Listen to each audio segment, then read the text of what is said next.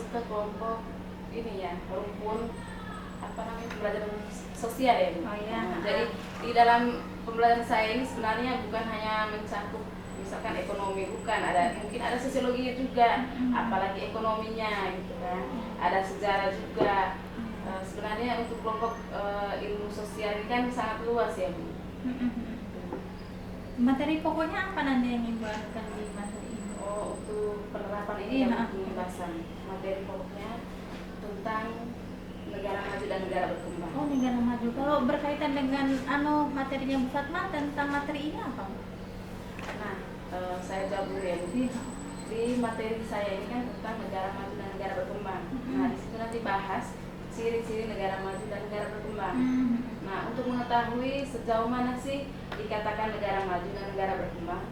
Nah, di dalam situ salah satu yang kita lihat adalah lihat IPM-nya, dan nah IPM itu yang berkaitan dengan GNP dan GDP.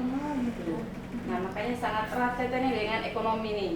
GDP dan GNP. Oh, kalau saya sih dari penjelasan Ibu, kalau materi saya ya kalau dari negara maju dengan negara berkembang. Kalau saya lihat ada dinamika sosial dan kelompok sosial masuk di materi Ibu. Iya, masuk juga Bu. Di situ kan berkaitan erat kita ya. Iya, jumlah penduduknya, dampak dari jumlah penduduk itu terhadap pendapatan masyarakat itu sendiri yang nantinya ngarah ke GNP dan GDP tersebut. Makanya di ekonomi kan kayaknya lebih punya strategi tertentu deh supaya anak ini lebih memahami gitu kan. Karena di geografi ini langsung saja ke angka GNP dan GDP-nya. Belum tentu mereka paham apa itu. Iya, apalagi paham saya ini belum meskipun kita di SMA pernah mempelajari itu, tapi kan udah berapa tahun yang lalu ya. Iya, betul. Belasan tahun lah ya. Saya pun masih bingung untuk menghitung GNP dan GDP itu seperti apa, strateginya dan konsepnya itu kayak mana. Makanya saya membutuhkan juga ini kolaborasi dari teman-teman, saran dan masuknya gitu kan. Baik, ini bagian saya ya. Ya, kebetulan di mapel kita ekonomi itu sekarang di kelas 11 adanya, nanti di semester 1 ya, semester ganjil.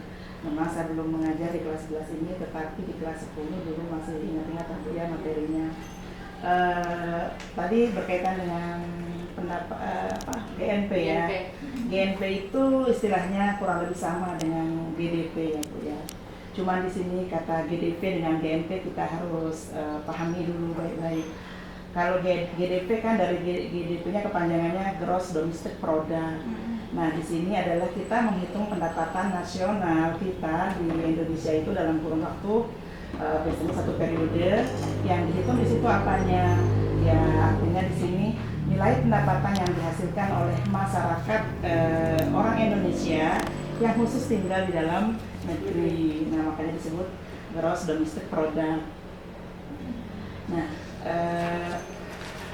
dan juga masyarakat kita yang tinggal di luar negeri. Assalamualaikum. Waalaikumsalam. Halo ibu-ibu, sedang apa ini? Kita ngobrol santai saja sih. Saya boleh ikut nggak nih? Boleh. Tadi habis memberikan kokurikuler di kelas 10 baru aja. Karena tadi mungkin cuacanya panas, jadi saya menggunakan radio kecil. Speaker. Misalkan apa kalau ibu bergabung di sini? Ya, kebetulan tadi ada siswa mungkin tadi lagi bawa kenang-kenangan tadi dari Lombok. Nah, ini kebetulan buat saya tadi. Cantik banget kan? Nah, bisa coba kita pesan begini. nanti. Nah, iya, dari Lombok Dari tadi. Lombok nih ada motif soket Keren yang kan? cantik, Saya aja manik-maniknya. sampai kayaknya bagus banget. Dari kampungnya Bu gitu. Fatma ini. Iya, Bu Fatma aja kayaknya ada juga deh banyak. Tapi karena saya bukan orang Lombok, dikasih ini kayak seru banget deh, kesan banget buat saya. Nih, dari Lombok ya Bu Fatma. Oh iya, Nanti makasih. kalau Bu Fatma pulang kampung kita bisa pesan ini. Iya. Gimana Bu? Ibu-ibu. Ya, lanjut nanti. Ini Saya kita berdiskusi nih Bu ya. Iya, santai saja. Dengan geografi, dengan sosiologi, dan kita sebagai guru ekonomi juga. Tadi mereka menanyakan, ibu-ibu ini menanyakan bagaimana pemahaman dalam pendapatan nasional khususnya di GDP dan GNP. Tadi saya sudah jelaskan sedikit, mohon maaf kalau tidak salah ya dalam teori seperti itu. Jadi GDP dengan GNP itu sama-sama menghitung pendapatan nasional, tetapi pendapatannya yang dihitung itu bedanya di warganya. Kalau GDP itu orang-orang yang ada di dalam negeri, sedangkan kalau masyarakat kita yang tinggal di luar negeri tidak terhitung. Oh berarti ya kita mau bahas di GDP-nya atau GNP-nya Bu? Sebentar. Kalau GNP di sini namanya Gross National Product. Artinya pendapatan nasional, jumlah pendapatan masyarakat Indonesia yang dihitung dengan metode pendekatan. Kalau dalam pendapatan nasional itu kan ada 3 metode. Betul. Pendekatan produksi, pendekatan pendapatan, pendapatan pengeluaran. Nah itu dihitung masyarakat yang tinggal di dalam negeri dan orang yang tinggal di luar negeri, tetapi masyarakat asing yang tinggal di dalam negeri tidak termasuk. Jadi makanya disebut ada GNP dan GDP. Sekali lagi hanya di pendapatan masyarakat. Kalau GDP orang yang tinggal di luar negeri tidak termasuk dihitung di situ. Kalau di GNP-nya orang yang tinggal di luar negeri dihitung, tetapi masyarakat asing yang tinggal di dalam negeri kita tidak terhitung. Bisa dong, berarti mata pelajaran kita tuh diambil dari jumlah penduduknya, kemudian dibuatlah untuk perumusan perhitungan GNP dan GDP. Kayaknya seru deh nanti digabungkan dengan mata pelajaran geografi dan di sosiologi dan ekonomi, bukan? Iya. Nah, itu tadi. Kayaknya seru Gimana, Bu? juga tuh nanti tuh. Apalagi yang ini Bu, yang mau saya tanyakan tadi kan saya sampaikan di awal, di geografi ini kan masalahnya di GNP-nya sama GDP ini langsung ke angkanya. Nah, gimana masukan dari guru ekonomi nih yang lebih khusus ya, supaya anak ini lebih mudah memahami. Takutnya saya sudah cara perhitungannya atau untuk menghitung GNP dan GDP ini strategi yang cocok untuk anak-anak itu seperti apa, Bu? Di sini ada yang harus kita ketahui dulu. Kalau kita mau meminta anak-anak atau menginginkan anak itu bisa menghitung pendapatan nasional itu, tentu kita harus pahamkan dulu ada beberapa metode rumus yang dipakai ya. Mohon izin dulu. Iya Bu. Oh iya, sambil kita nunggu Bu Fatma, mungkin dari mata pelajaran Ibu. Bentar dulu ada Sosiologi Bu ya? Iya, berkaitan bisa masuk di mata pelajaran kelas 11 dan 12. Kebetulan saya tadi masuk pada materi tentang pengaruh globalisasi. Pengaruh globalisasi tentang benar-benar masuk. tentang bagaimana perkembangan di zaman sekarang kan era digital ya. Betul. Sangat mudah orang bisa bisa Mengakses menerima media. atau bisa mengakses segala bentuk ilmu, bukan hanya di referensi di buku saja, karena dengan akses digital yang lebih canggih sekarang mereka bisa gampang menerima dimanapun berada. Ya, dimanapun berada. Itu proses globalisasi yang bisa mempengaruhi secara dunia. Itu yang saya lihat, dan masuk juga di tentang pembelajaran kelompok sosial.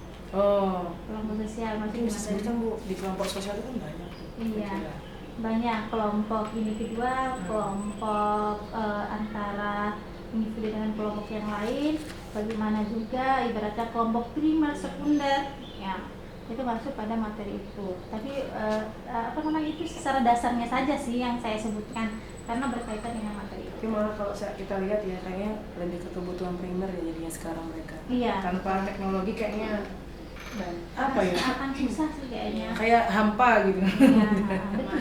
Iya. Makanya kalau dari segi sosiologi kan seperti itu ya. Kalau dari geografi kan sangat erat malah juga kaitannya, karena di sini kan kita bahas ini ciri negara maju dan negara berkembang. Negara maju ini kan yang pastinya tadi kalau berkaitan teknologinya, teknologi canggih, terus sumber daya manusianya juga, terus politik dan sosialnya itu seperti Dan apa berkaitan yang dengan proses globalisasi yang sangat mendunia tadi, Iya. bisa mempengaruhi Bahkan memang di era ini harus menggunakan teknologi. teknologi ya. Dan kita harus bisa menggunakan kecanggihan teknologi biar kita tidak ketinggalan. Iya. Mungkin Bu meskipun Fatma kita negara berkembang kan, kalau dengan materi saya tetap dituntut bisa menguasai teknologi. dari Bu Fatma dulu. Dari Sempat ada Ini kalau masalah pendapatan nasional memang perlu ya kita ajari anak-anak supaya dia bisa menghitung. Di sini dia harus punya data jumlah pendapatan penduduk dulu. Setelah itu kalau dia mau melihat pendapatan per kapitanya, itu jumlah penduduknya dibagi jumlah penduduknya tentu dibagi dengan pendapatan per kapitanya. Jadi bisa dikasih rumus itu, misalnya pendapatan nasionalnya berapa, pendapatan baru dibagi dengan jumlah penduduk. Itu untuk mendapatkan rata-rata pendapatan per kapitanya. Iya. Itu perhitungannya Bu Vivi, ya itu yang memang dilakukan. Iya. Itu. Dan kalau anak-anak mau langsung melihat contohnya yang sudah dihitung, tentu kita mengarahkan anak-anak untuk membuka situs yang di Badan Pusat Statistik. Nah, itu bisa dilihat per triwulan, per 6 bulan ada, per tahun ada. Kalau data pendapatan nasional itu berdasarkan Badan di Statistik ada. Keren lagi, tadi kan Bu Fatma bilang yang pertama menggunakan perhitungan tadi ya, perhitungan pendapatan nasional, dan juga bisa menggunakan ditambah lagi tadi menggunakan data statistik. Kalau mau lebih keren lagi Mbak Vivi, nanti mudah-mudahan kita bisa melaksanakan ya, menggunakan ini beberapa penggunaan ini loh, membuat infografis, data infografis ya. Siapa tahu nanti bisa menggunakan itu untuk pembelajaran itu untuk anak-anak, kan jadi lebih bagus lagi. Lebih desainnya lebih lebih terperinci dan lebih simpel ya. Bisa mudah dipahami ya. Selain data statistik kan, siapa tahu dia lebih ngena lagi gitu. Iya, betul. Ke situ. Intinya mereka harus punya data jumlah pendapatan. Nah, itu awal itu dulu. Jumlah pendapatan mau per orang. Cuma data ya. statistik kali ya. Iya. Terus jumlah pendapatan baru dibagi jumlah penduduk. Baru tuh dapat itu baru ketemulah pendapatan rata-ratanya. Yang paling gampang lah ya Bu ya. Iya. Kan infografis juga kan masih berhubungan dengan teknologi kan, jadi masuk aja kalau misalnya nanti kita ngasih pembelajaran itu gitu. Anak-anak mungkin ke situ sih Mbak, lebih karena kan melihat dari keadaan kita juga, kelas ya. Iya, dan kondisi kelas juga, kayak itu deh yang lebih bagus juga menurut saya dan teman-teman. Terima kasih dari Bu Fatma dan Bu Robi selaku di sini guru ekonomi ya, dan Bu Fitri tadi guru sosiologi. Coba kaitkan juga materinya tadi tentang globalisasi gitu kan. Nah, selanjutnya ini saya kemarin sudah buatkan RPP nih. Saya RPP. minta dari Bu Fitri kira-kira apa yang kurang di desain pembelajaran Berarti saya. Bu Fitri boleh dibantu sama teman-teman yang juga buat memberikan masukan. Boleh. Boleh juga. Kan kita sharing, bukan apa lagi. Iya, Kita sama-sama. Jadi saya sekedar tadi ya, bukan sekedar saya coba mengkoreksi dari beberapa RPP yang ibu buat ini. Saya lebih ini sih ke profil pelajar Pancasila.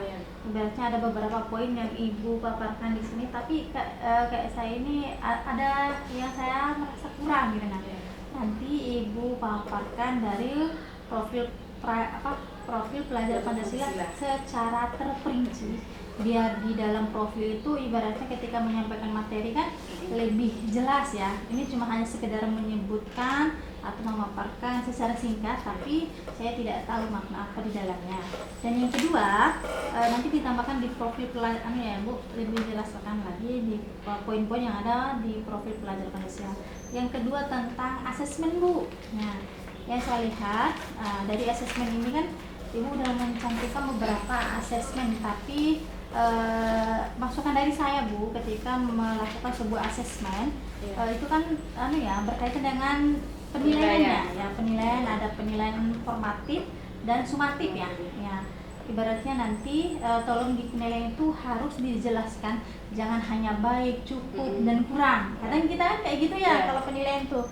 Ya setidaknya di penilaian itu kan ibaratnya dimunculkan apa sih yang harus kita nilai di situ, yang lebih pasnya ketika mereka lagi diskusi kelompok berarti ada beberapa kriteria yang ketika mereka presentasi hasil karyanya lah, jangan hanya satu saja asesmen yang kita nilai dalam kegiatan pembelajaran, tapi lebih baik itu lebih banyak sih sebenarnya, supaya apa, kita tahu karakter manakah yang anak lebih pahami tentang hasil diskusi kelompoknya.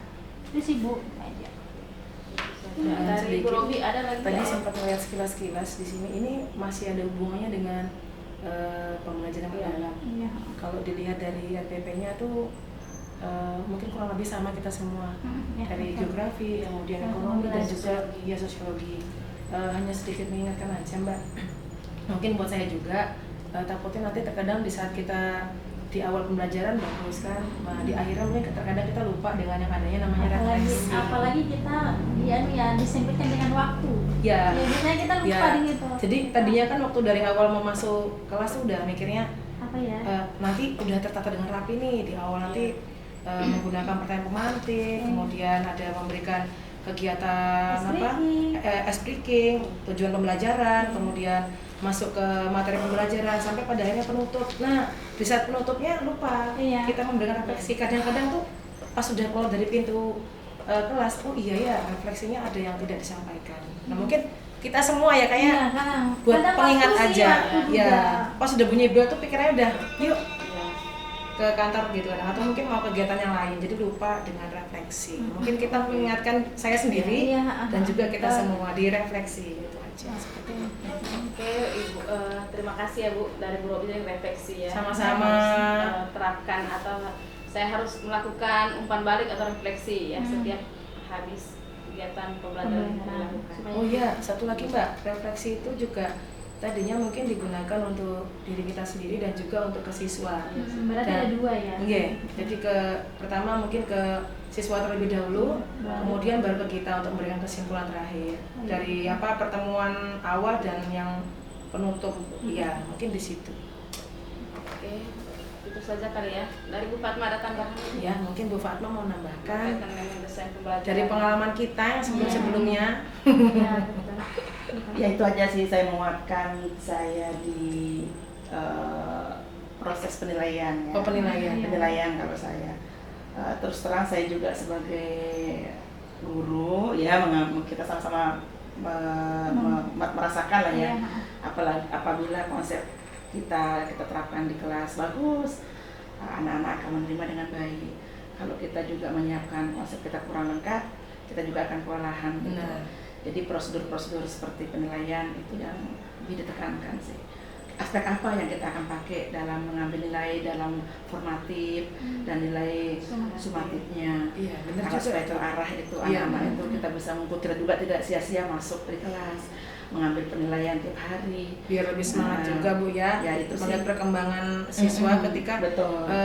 masuk di dalam materi pelajaran kita nih ada penambahan ilmu untuk mereka enggak, atau penambahan penguasaan Iya. materi dari yang kita Ya, sampaikan. jadi betul kata Pak Muslimin kemarin yang kita sudah pelatihan. Kita ini memang masuk kelas ya, masuk menertibkan anak-anak di kelas. Tetapi yang kita lakukan masih harus disempurnakan sebagai guru makro, supaya kita juga anak-anak dapat, kita juga puas dalam menyampaikan tugas negara ini. Benar, benar. Ya, seperti itu sih pandangan saya tentang diskusi kita saat ini. Oke, itu saja ya Ibu ya. Iya. Bapak Ibu, Bapak Di sini nggak ada bapak sih. Semua bapak-bapaknya yang pada sini. Iya. Oke, terima kasih untuk Bu Fatma, Bu Fitri, Bu Robi ya atas waktunya, sudah meluangkan waktunya untuk berdiskusi tadi, sharing ya. Ini sangat berharga buat saya karena ini nanti saya akan terapkan di kelas ini. Iya. Sama-sama, Iya, sama-sama. sama-sama. Gunakan produk Indonesia nantinya untuk bisa menjadi masukan pendapatan nasional. Iya. Cintai produk-produk Indonesia. Mengenai produk. Menambah Sampai pendapatan menghilangkan per kapita. asli dari produk Salah satunya Indonesia. produk dari Iya. luar ya. Ya, Pendapatan. Terima kasih. Oke. Bismillah.